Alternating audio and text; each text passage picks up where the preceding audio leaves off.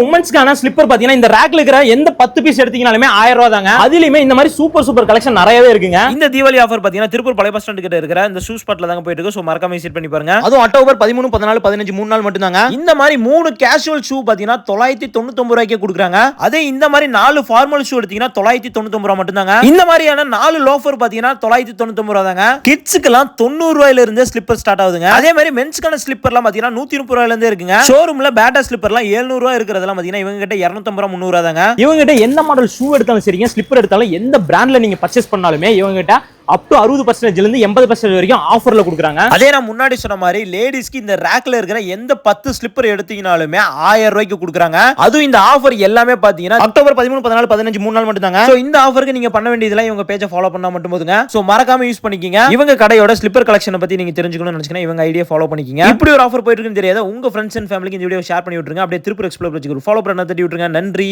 வணக்கம்.